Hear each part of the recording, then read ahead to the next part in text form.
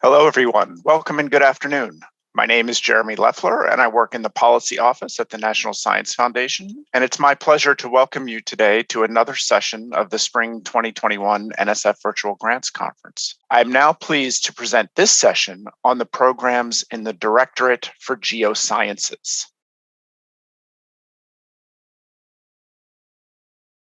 Welcome to the overview that we're going to provide today for the Directorate of Geosciences. I am Cynthia Suchman in the Division of Ocean Sciences. I'm a program director in the Biological Oceanography program. And I'm here with my colleague, Jennifer Wade, who's a program director in the Division of Earth Sciences, program director in Petrology and Geochemistry. Okay, so the mission of the Directorate of Geosciences is to support fundamental research in atmospheric, earth, polar, and ocean sciences. We also intend to address the nation's need to understand, predict, and respond to environmental events and changes in order to use Earth's resources wisely and sustain them for future generations. So the Geosciences Directorate supports unsolicited proposals from all scientists with interests in the geosciences. Those will typically come to our core programs. We also offer a variety of special competitions. A lot of these are interdisciplinary, crossing different programs, different divisions, and even different directorates across NSF. Geosciences also support some programs that integrate research and education, specific to those in the geosciences. We support a wide range of infrastructure, instrumentation, and facilities. And a number of our programs have postdoctoral fellowship programs and workforce development programs, and you'll hear a little bit about those today. We're going to provide an overview of the structure of geosciences, in part so that when you have questions, you'll know who to go to or which divisions to target for your work. There are 4 divisions in the Directorate, plus the front office has a number of programs as well. And the divisions and offices are Earth Sciences, which Jen works, Ocean Sciences, where I work, Atmospheric and Geospace Sciences, Polar Programs, and a Geosciences front office collection of activities that tend to integrate and promote collaboration, education, and research across our programs. And there are a whole host of opportunities as part of Geosciences. You'll hear a little bit about those today.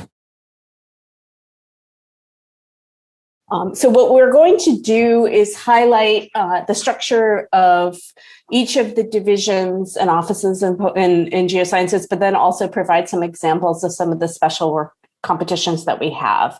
For the GEO front office, or the ICER group, is GeoPaths. And this is a relatively new program starting in 2015. Its purpose is to develop the geosciences workforce. It's called Pathways in Geosciences, or GeoPaths.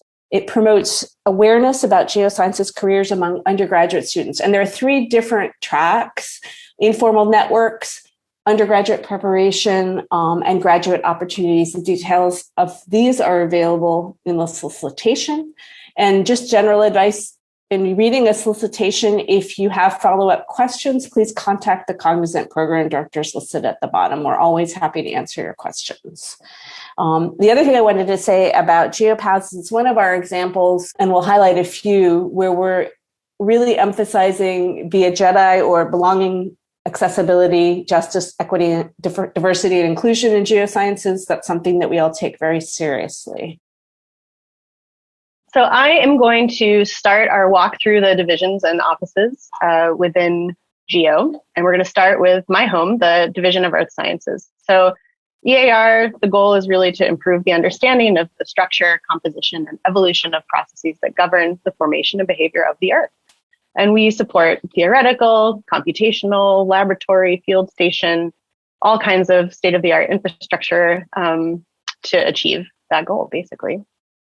EAR is divided into 2 sections: the disciplinary programs and integrated activities. Disciplinary programs, these are what you might know as the core programs. So the core disciplines within Earth Sciences, those are the programs in disciplinary. So geophysics, geobiology, my home petrology and geochemistry, those kinds of programs. The programs and integrated activities are sort of cross-cutting, and they support all of the disciplines, like education and human resources, which is where the postdoc fellowship program is, and the REU site, research experience for undergraduates, instrumentation of facilities, frontier research in earth sciences. This is sort of a big scale program for projects that are larger than might fit in a core program, geoinformatics, and the critical zone observatories. So everything that you want to do within earth sciences can be found in one of these places. We wanted to highlight a couple of things about the division. So as Cynthia mentioned, the whole directorate is really committed to belonging, accessibility, justice, equity, diversity, and inclusion. One of the recent awards that you might have participated in this past year is URGE, the Unlearning Racism in Geosciences curriculum, which was a 5-month, possibly longer, curriculum of video interviews, readings, meetings at hundreds of institutions across the US. And the goal is really to deepen the community's knowledge of the effects of racism in geoscience, draw on existing literature, expert opinions, and personal experience to really develop actual anti-racist policies and strategies within the geosciences and modify those strategies within a national network. We're really proud of this and hope that a lot of you have engaged in this. At the scientific level, we're also doing a lot of strategic planning, not just for an inclusive geosciences and earth sciences, but also to move the science forward. And recently, the National Academies published a decadal study called Earth in Time. And this is a consensus study report that was published last year that is really helping to inform earth sciences going forward. And there are 12 priority questions that you can read in this, but some of the examples are, how did Earth's magnetic field, how is it generated? How are critical elements distributed in the Earth? What drives volcanism? All of these things.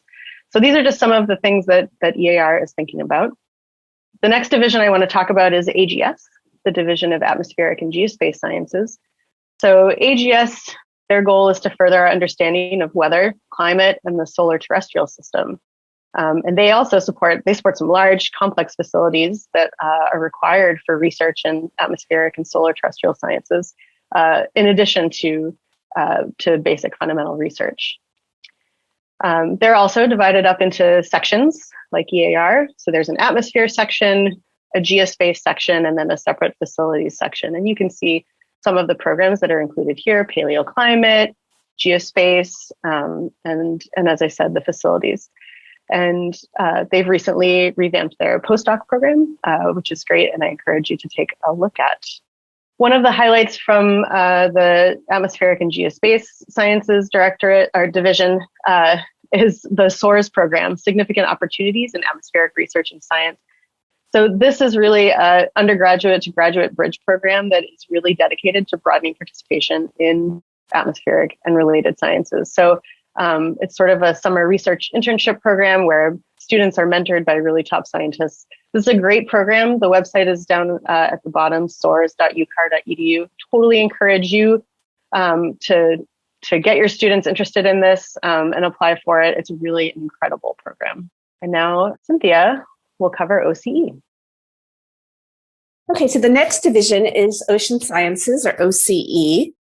And OCE enhances understanding of all aspects of the global oceans and their interactions with the solid Earth and the atmosphere. We support major shared use oceanographic facilities, including research vessels, manned deep diving submersibles, and a large ocean observatories initiative. So we are also divided into sections in OCE. The Ocean section, which houses 2 of the science programs, biological oceanography, my home program, and the physical oceanography program. The Marine Geosciences section, where you find chemical oceanography and marine geology and geophysics.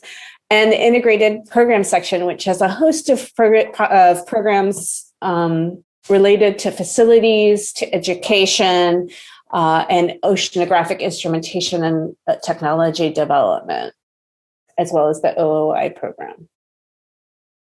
So there were a couple of opportunities that we wanted to highlight available in OCE, or for those interested in working in ocean sciences. These are both for early career scientists. through the UNOLS, or Oceanographic Research Fleet program, there is a chief scientist training. Was been on hiatus for a couple of years because of the pandemic, and we're excited to have it come back.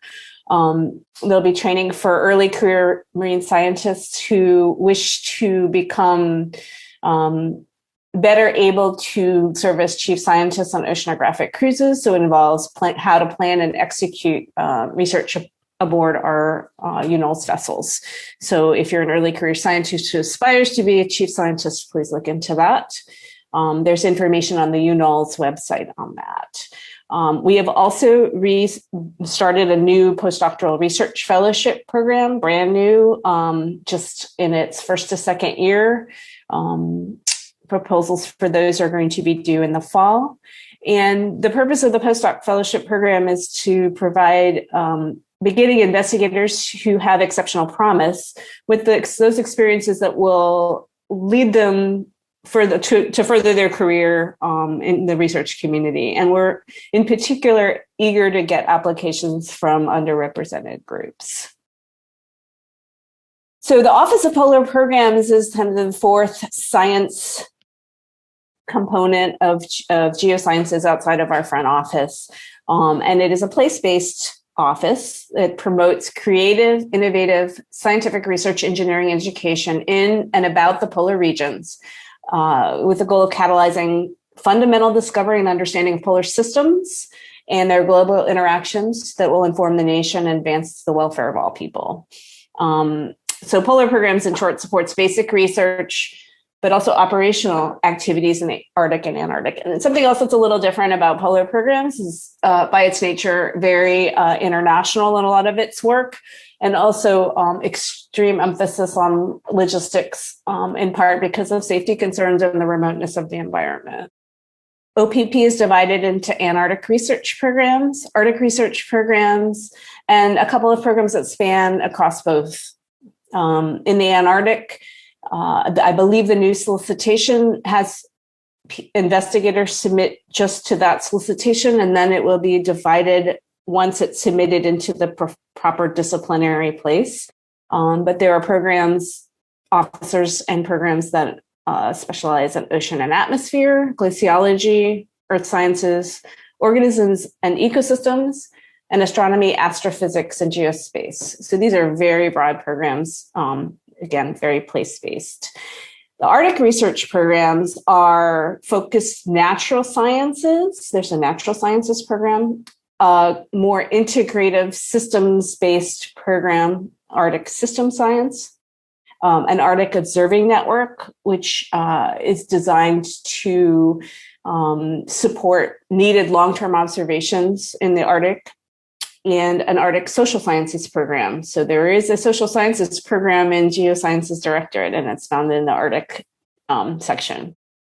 There is also a research coordination and policy support program, which is designed to allow investigators to submit proposals for work that requires collaboration among the research community internationally or with stakeholders. And the two cross-cutting programs in polar science are polar cyber infrastructure and polar education and outreach.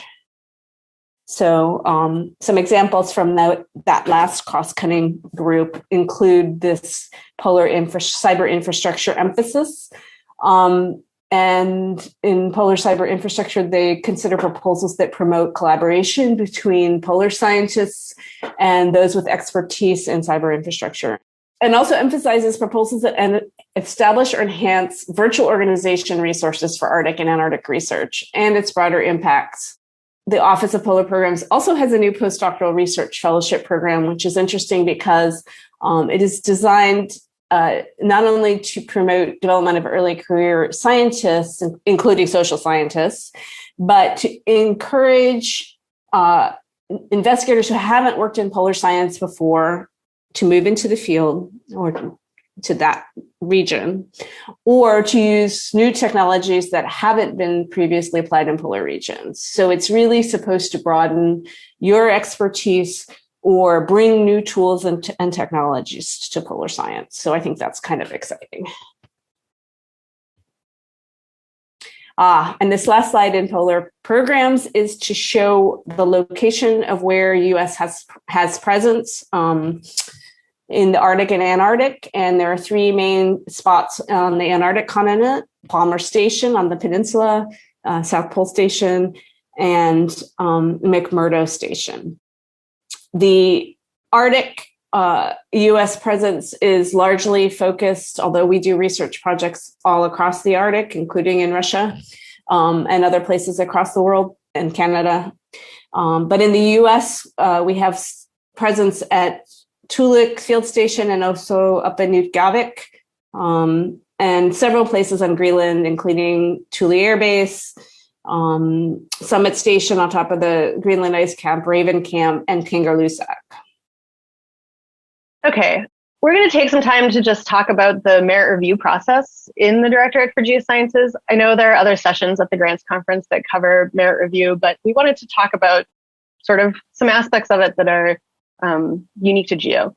So when you submit a proposal to a program in Geosciences, either to a deadline or a target date, or a lot of programs have no deadline, so you're just submitting it, the proposal is going to go through some combination, either ad hoc review only, panel review only, or like in Earth Sciences, a combination of both.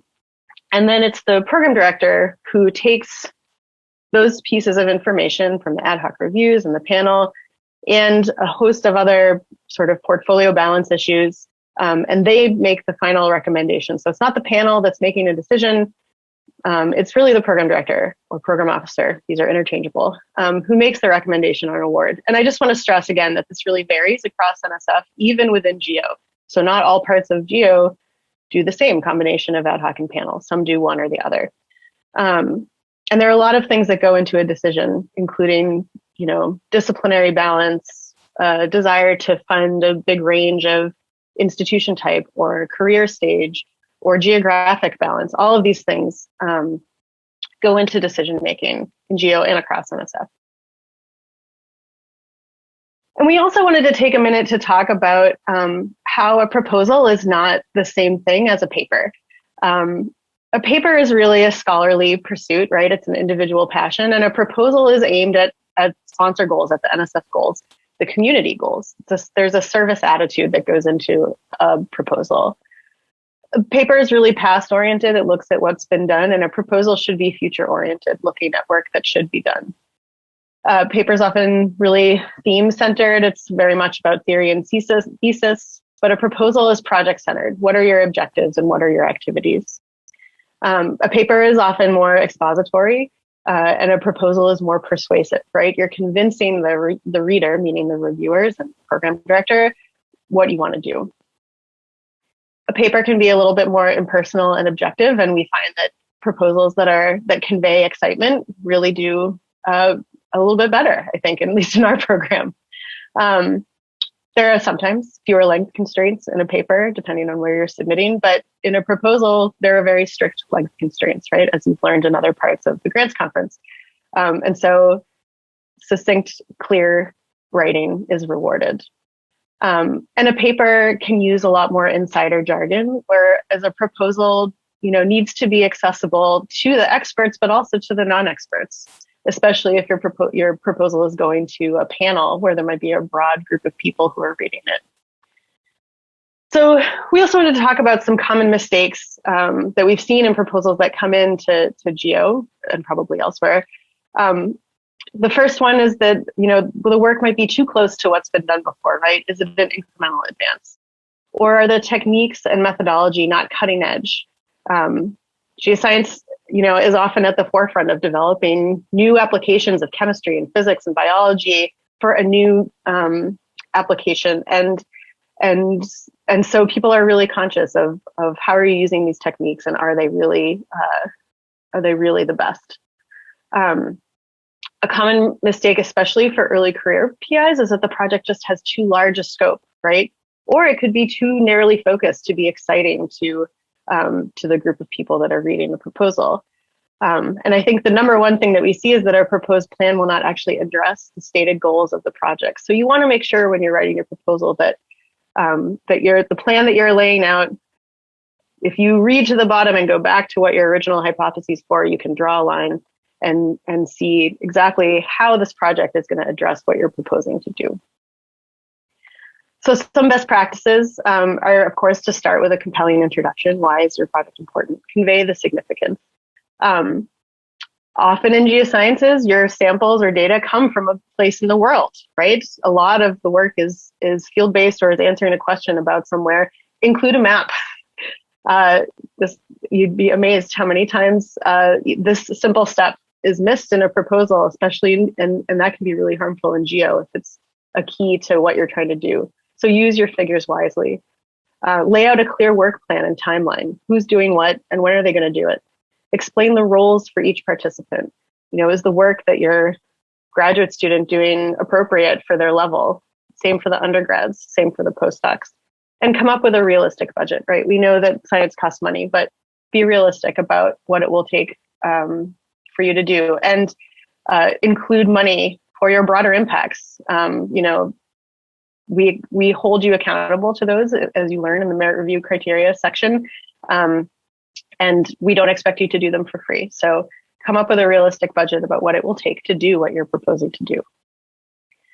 And while we're talking about broader impacts, I just want to speak briefly about the range of things that we see in GEO that really are significant broader impacts. And they can be, these are 6 examples, but these are just examples. There can be so many more. So, right, there's teaching, training, and learning, of course, engaging undergrads and grad students. Broadening participation of underrepresented groups. So how are you recruiting underrepresented minorities in your work? Talking about that can be a really strong broader impact. Building or enhancing partnerships, either internationally, with other agencies, maybe even just a nearby university. Broad dissemination to enhance understanding of the public about science. That's a great broader impact. Enhancing infrastructure. Are you building up labs or equipment either in your institution, or we have a lot of PIs in the earth sciences who are enhancing infrastructure in developing countries. That's a great broader impact. And then local impacts. Are you doing work that's really going to impact policies at the state and local level? So again, these are just 6 examples that we see a lot in GEO, but there are so many more. And I think we always want to remind people that you don't need to do all of these. Not every broader impact is right for the same PI or the same institution. And it's much better to do one of these really well than to try to cover everything. So take time to explain what you're going to do and why it's a strength.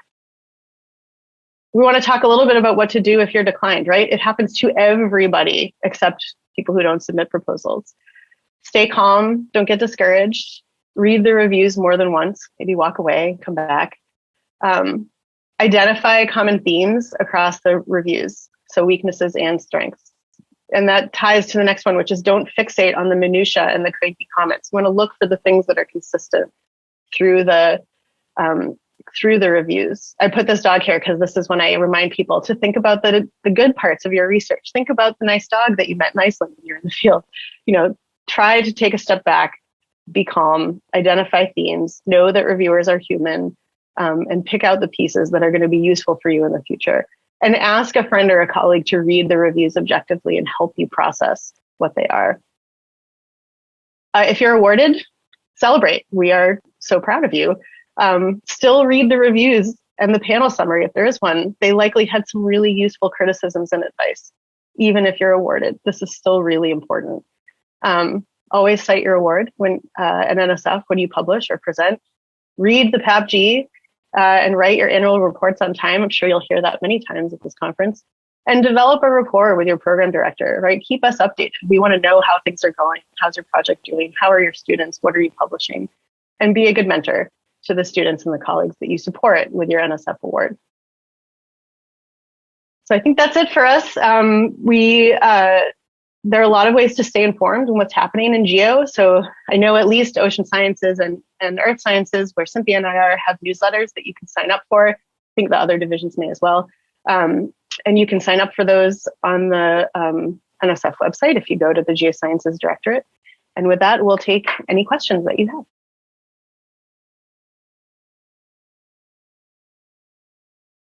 Okay, welcome back. Joined by Jennifer and Cynthia here, and they've been answering some of your questions in the Q&A, and we have some queued up here, which we can begin to go through. And while we're doing that, if you think of something, please feel free to keep sending questions in. We have a little bit of time to answer them.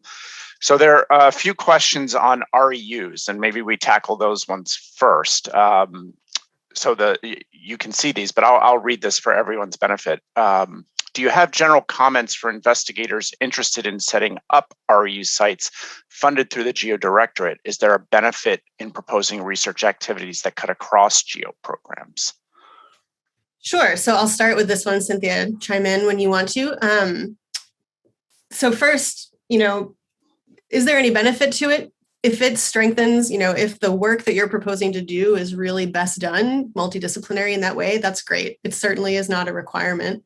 But that said, at least in EAR, we've co-funded REU sites a lot with OCE for one, many REU sites with OCE, but also across all of NSF. I think we funded one with astronomy and one with social, behavioral, and economic sciences, among others. So if you are interested in doing that, I think the first step is definitely talk to the REU program directors in each of those divisions and let them know what you're thinking about doing so that you can find out if the scope is right. But yeah, we welcome it for sure. Cynthia, you want to add anything to that? Yeah, just to backtrack a little. So the REU sites that I'm aware of are not funded through the Geosciences front office. They're funded by our individual divisions and offices. So if you wanted to submit an REU site that was focused on ocean sciences, you would talk to the education person in ocean sciences first. So there's not a central Geosciences REU place. So I think what Jen was referring to is if we received one or you wanted to talk about an REU site idea with the program manager who would be most appropriate in that division, they may want to talk to another division to see about co-review on the front end. And in general, it's a great idea to talk to program directors about ideas for submission if you think there's a question about where they might fit. Here we had a couple more on REUs, and we'll just combine these two. Are more interdisciplinary projects fundable? For example, projects involving whole ecosystems. And then the follow-on question to that is, what is the review process for REUs? So something on ecosystems, absolutely. As we said, these can be co-reviewed across divisions and across directorates. So say there's a strong biological sciences directorate interest, maybe the ecosystems program might co-review it. So absolutely. In EAR, the REU site proposals go through both ad hoc and panel review. That may not be the same across GEO. Looks like it's the same for OCE. But I know like atmospheric and geospace, sometimes they'll do panel only review in their regular proposals. That may occur for the REU sites too. If you have questions about how they're reviewed, it should be described in the solicitation. So you can take a look there and read what does the solicitation say about the merit review process for those sites. Okay. Going back to the top of the window here, but do these GEO grant programs support workforce development opportunities for members of traditionally underrepresented communities?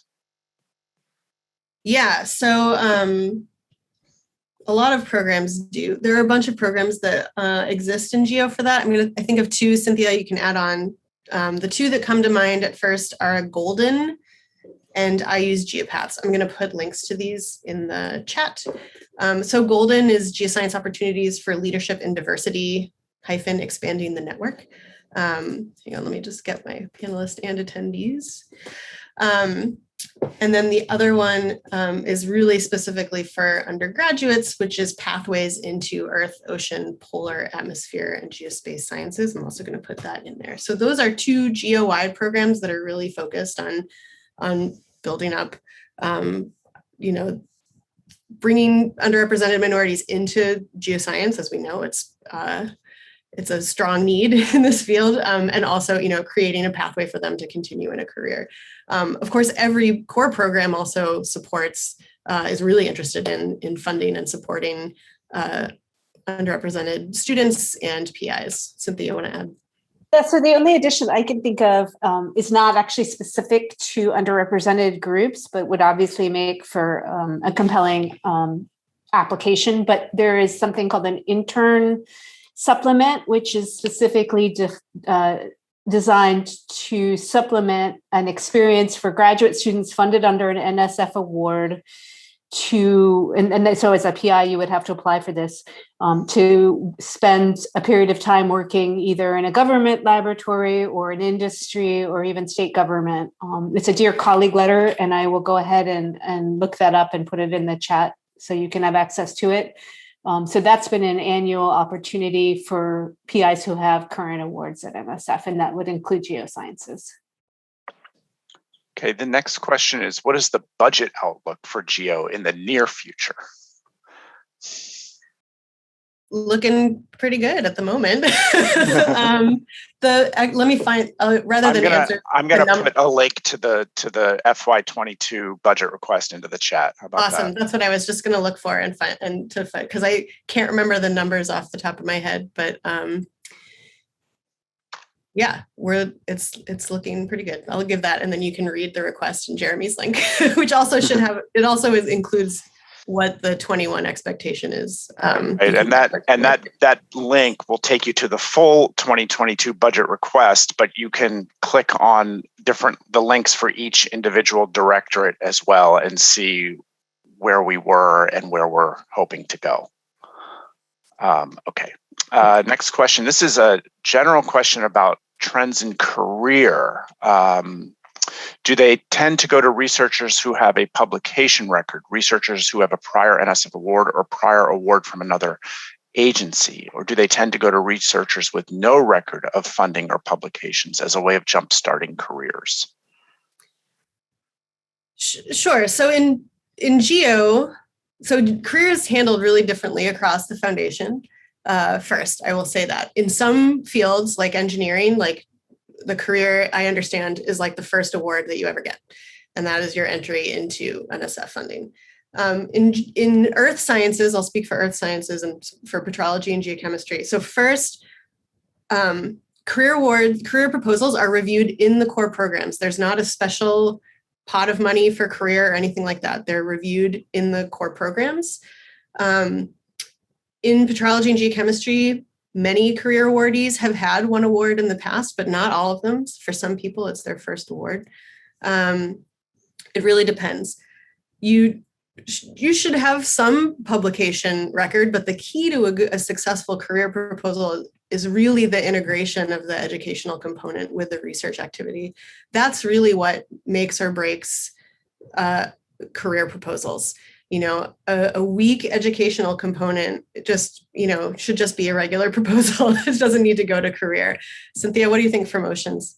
Yeah, I mean, I think my general advice would be, I think I say the same thing over and over. These are handled within the different divisions at NSF differently. So questions really are specific to where you're planning to submit. And I encourage you to reach out to your program directors. I think there's a list of contacts on the NSF website for careers, and I'll put that in the chat after I answer this question.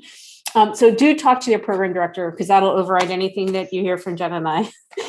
In ocean sciences and in polar programs, career proposals are handled in a similar manner to other proposals submitted to our core programs, in that they go to through the same review process and come from the same pot of money mostly. Meaning that they have to be competitive in terms of the intellectual merit, with, as Jen mentioned, the additional expectation that there's strong integration between the research and education components. And I think the other key part of a career award is that it's the expectation that this will help a new investigator develop in both of those areas and have really high potential for leadership in both.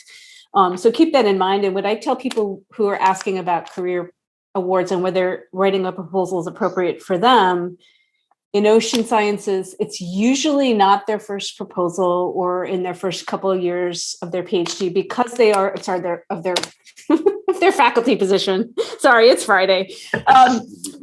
Because it is a fairly high bar, and in fields with relatively large numbers of many scientists, we have a lot of early career people who are very successful at writing core proposals to us. So the real question is whether it's a good fit for you. It is not a requirement to be successful in our field, and I speak for both ocean and polar sciences when I say that, to have a career award. And I think, as Jen mentioned, there are other parts of NSF where it is more of an entry-level award, with that it is often a first NSF award. I totally agree with that. It's a great program and a great award. It's not for everybody. You got to really be committed to that educational piece. Yeah. Okay. Next question is a proposal preparation question. When explaining the roles of each participant, should that be done in a separate subsection within the project description, or should it be incorporated into each section of the research approach? Yeah, I think, it's whatever makes sense for how you're laying out the proposal. I've seen some people do it really well where they've talked about what they want to do, and then they'll have a section that's like, a timeline and roles and responsibilities, and they sort of lay it out in a table form. I think that helps reviewers get their brain around, okay, I've just read what they want to do. Now who's going to do it, and when and why and how. So but it could work that you scatter it throughout. I mean, I think that's a style question more than anything, but I like having it charted out personally. I think it helps for clarity. Okay. Next question is about, I'm sorry, Cynthia, did you want to add, were you going to add something to that? Well, the other thing I'd add is that sometimes solicitations specify something like, if there's a program management plan requirement, which is true in some of our cross-directorate activities, then you do have a specific place where you're supposed to describe roles and responsibilities and interactions of team members. So do keep an eye out for that. That's the only addition. Okay. NSF has more and more programs with no deadlines. And so do you have recommendations for how far ahead to propose the start date of a project? That is a great question. So on average, more than average, we try to get most decisions made within 6 months of submission. So, and sometimes it's shorter. Sometimes it's longer, like when we're in a time of budget uncertainty, or we're waiting for co-review of another program or something. But I will often tell someone to think about when you'd want to know the money's coming or when you want to start, and count 6 months back. And that's probably like the latest you should submit something. And in terms of the shortest timeline, because it's probably going to take on average about 6 months to have that decision. Even once a decision's made, as program directors, we write it up, we recommend it, and then the Division of Grants and Agreements has a month before they click their button to actually make the award. There are options for pre-award spending that we can get into, but generally, as a general rule, you want to think at least 6 months ahead for when you want money to arrive and plan on that. There's a lot of flexibility. If you submit a proposal, we're dealing with that now, like we've been dealing with that for 1.5 years with COVID. You submit a proposal, you think you're going to start on a certain date, circumstances change or the review process takes longer. There's a lot of negotiation. It's not like you're locked in to that date that you put on the cover page. And the only thing I'd add, I agree with everything Jen just said. 6 months is the minimum. It will often take a little longer than that. If you are requesting shared facilities funded by NSF, there will be special considerations for how far out you need to plan, and that might influence when your start date would be. And I'm thinking of ship use, or if you need to get to the poles. So as usual, I'll say it again, talk to your program director, or take a look at the facility sections on the division website to see if there are special considerations there. Okay, is it possible to apply to 2 postdoctoral programs in GEO during the same cycle using 2 different proposals? It is possible, yes. You'll report that on your current and pending support when you submit the proposal. It's highly unlikely that both would be funded, of course, but it is possible, yeah. Okay, and what is the policy on communicating with a program director during the proposal review period? Can you contact the program officer and ask for an update or clarification? Sure, you can ask us whatever you need. We may not be able to answer a lot of your questions, but you can absolutely reach out, especially if there's a timeline that you're working on. You can reach out and ask where things are in the process. Yeah, we'd rather know if something has changed and you want to reach out and talk to us about that. I'd rather know. I don't know, Cynthia, what do you think? Yeah, I would say that if it hasn't yet been 6 months, it might be premature. So after 6 months, I really don't mind if folks ask. Okay. Next question is, aside from the NSF postdoctoral fellowship, does NSF also welcome full proposals that are led by postdoc researchers? Yeah, this is a question we get a lot. Absolutely. NSF doesn't really care whether you're a postdoc or not. It's really up to the institution whether they'll let you serve as PI on the cover page. That's really what dictates whether a postdoc submits. If your institution gives you submitting privileges, then that's great, you can submit. But a lot of institutions don't allow postdocs to serve as PI. So you just want to check with your institution about what their rules are.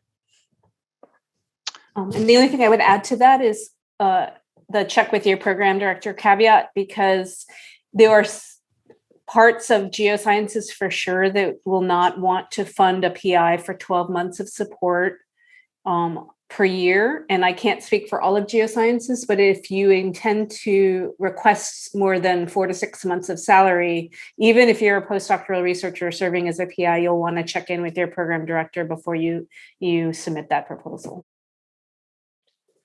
Okay, the next question is about geoscience equipment acquisitions. What is the best avenue? Is it most applicable to apply for major research instrumentation funds?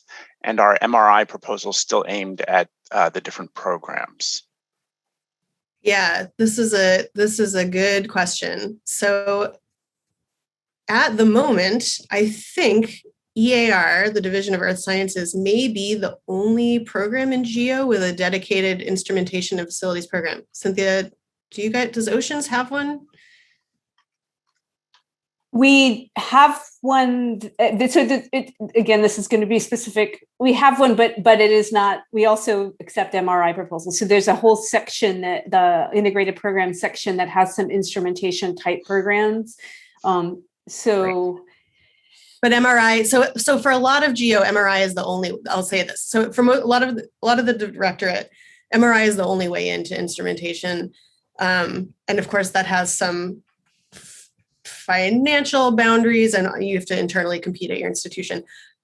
The Division of Earth Sciences has an additional separate instrumentation and facilities program that you don't have to go through MRI to submit to. If you just Google NSF EAR, instrumentation and facilities, it's like hard to talk and Google at the same time, but you can find that solicitation, and they have a few different tracks depending on the size and scope of the instrumentation that you're trying to get.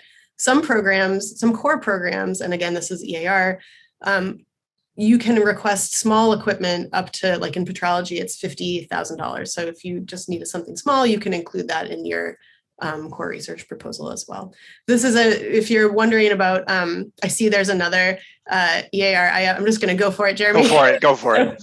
So whether you're trying to figure out if you should go through MRI or IF, or you are interested in upgrading an instrument, then yeah, upgrading an instrument, also IF, that's instrumentation and facilities. So you want to reach out to those program directors and talk to them. It's sometimes petrology and geochemistry, like in this example question here, will engage in the review process and maybe provide some funds, but that's all handled in the instrumentation and facilities program. Okay, the next question is, some other NSF directorates have a program like computational and data-enabled science and engineering. Does GEO have a similar program?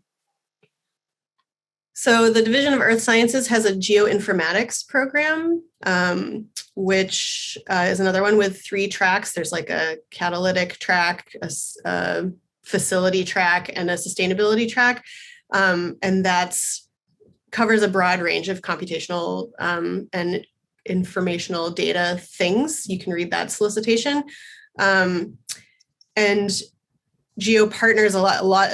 I know EAR and other parts of GEO partner a lot with SISE, with the computer information, help me, whatever the SISE Directorate is, that's cyber infrastructure. There's a lot of partnership with them. I'm not sure, Cynthia, in OCE, what do you guys do in the informatics and cyber space? I was thinking also about the CSSI program, which is kind of the cross directorate. And CSSI is Cyber Infrastructure for Sustained Scientific Innovation. And that is one place that some of our PIs go. I was also thinking about the EarthCube program, but I realize I'm not quite sure what the status of that one is going forward. I think EarthCube is right. No longer super active. I'm going to put the geoinformatics solicitation in the chat. Okay. The next question is asking about salary, and maybe you can answer this from the GEO perspective. But for tenure track faculty on 9-month appointments at a university, what is a reasonable number of months to request for? The question says summer salary, but we don't refer to it as summer salary any longer. We say salary because it could happen at any time during the year. So not necessarily just the summer. So for 9 months, we would look at existing NSF support. You need to justify what you're requesting within your proposal.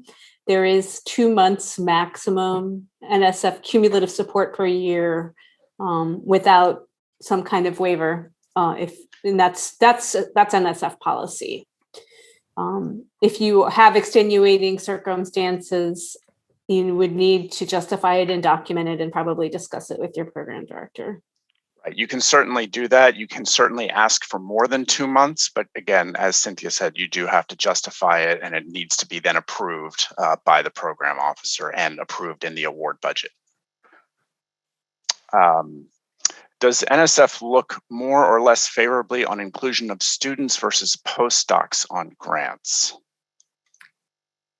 So, you sort of address this in your parentheses in this question, beyond the expertise needed for the proposed work. That's the key, right? So there's no preference for postdocs or students. We want to support everybody at every career stage, but you want to ask for who is appropriate for the type of work you're requesting to do. You don't want to write a project that clearly only a postdoc could handle, but only have grad students or undergrads on it, and vice versa. You don't want to have a postdoc doing like cleaning glass in a lab. So you want to make sure that whatever you're proposing is just, really equal to the level of work that's there. And if you're going to include a postdoc, make sure you have a strong mentoring plan for that postdoc. And honestly, even though it's not required by the PAPG, having a nice mentoring plan for your students included in your project description is also a great strength.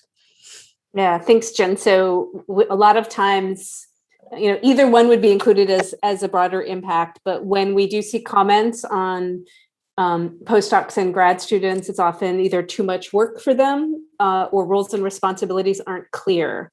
So both of those are things that it's good to think about in thinking about personnel for your proposal. Okay, the next question is, does NSF weigh proposals from research in non-tenured positions differently from those in more secure positions? We don't really weigh them against each other, but we certainly think about, in the whole portfolio balance scheme of when we're thinking about who to support, we do think about making sure that we support not just tenured faculty, but also people in soft money positions. And this happens at different levels in different divisions. I'm sure Cynthia can talk about this because I think it's a lot higher in oceans than it is in EAR. But again, it's not like we're comparing them against each other or anything like that. It's all, we want to support a broad range of career stage and institution type. Cynthia? Yeah, absolutely. So that's kind of a portfolio balance question. And in ocean sciences, we do have a large portion of the community that are soft money. So the review process doesn't discriminate with, the strong science part won't discriminate between strong intellectual merit, one or the other of those. I will say, to go back to an earlier question, if you're a soft money scientist and it's justified in your budget justification, we will support more than 2 months of salary for soft money scientists. We do that routinely. So again, if you have questions about program practice, that goes to go to your program officer. But I would say that we are looking for the strongest science as a first cut, and then within that, looking for portfolio balance. Okay. Would you recommend a proposer sending a white paper into a program officer prior to submitting a proposal? And if so, when should it be submitted? How long should it be? All of these kinds of things. So I can start with that one. If you mean a short description of your project that explains what your research objectives are, we do encourage that if you have any question about the fit of your proposal to a program. We spend a lot of time in ocean sciences, and we did the same when I was in polar programs, helping PIs understand whether their ideas would fit within a program. Because as a PI, you really don't want to spend the time to write a proposal and send it to a program where it's not a good fit.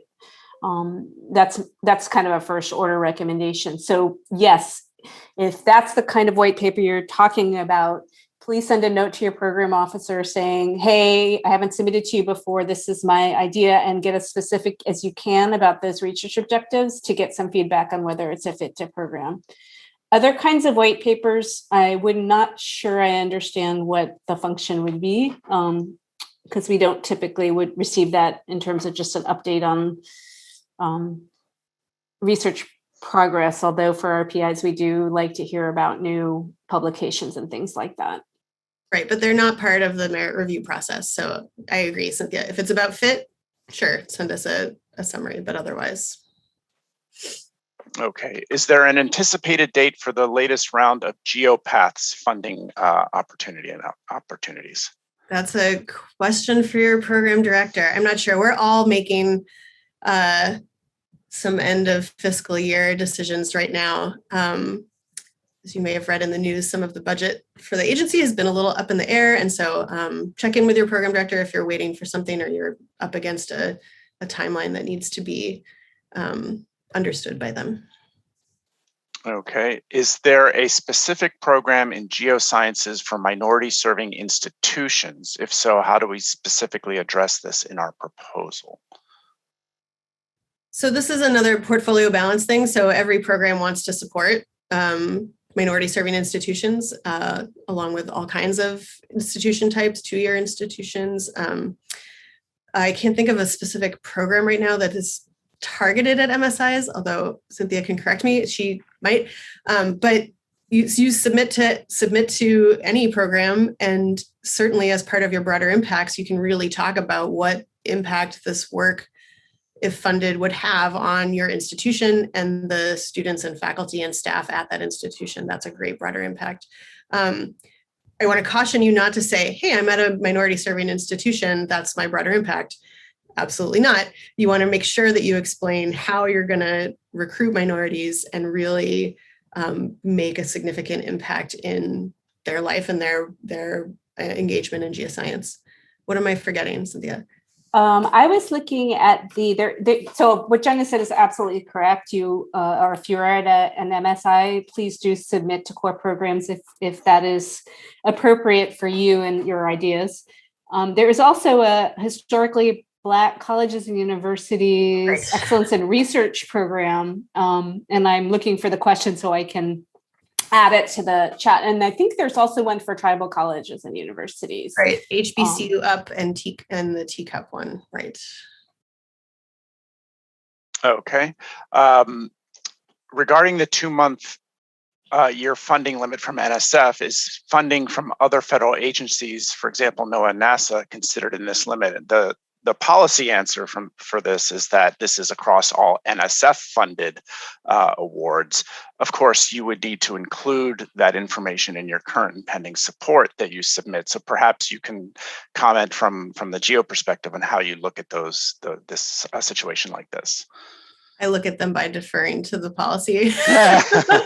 but yeah, we do, it does come into our decision making if we're worried about somebody being completely overextended and having the bandwidth to complete a project. And also in terms of scope overlap, right? If I see that you have like 3 months of funding from NASA to do something with a title that is strikingly similar to what you've submitted to my program, I'm going to ask some questions about that and think before I make an award in that space. Okay. For environmental geochemistry, like contamination in soils and sediments, which program might be most appropriate? I'm going to say geobiology and low temperature geochemistry, probably. If it's brought in by water, it could be hydrologic sciences, but low temperature geochemistry is probably a great place for that. Enriqueta Barrera, you can contact her and ask her about it. Okay, and another question asking about the future of another program, the Antarctic Writers and Artists program. I'm guessing it's contact the program officer for future, whatever may be in the future for this, but perhaps you have some other thing. Anything else? I don't. Stay tuned. Okay. Yeah, I would say that, there have been really significant challenges to get to the polls the last couple of years. And so I don't really know when some of these programs will resume or what the plans are, but yes. Okay, we've got time for one more question. So if our school already has an REU, is it possible to apply to an additional program such as GeoPaths? Yes, absolutely. Everybody's nodding. Okay.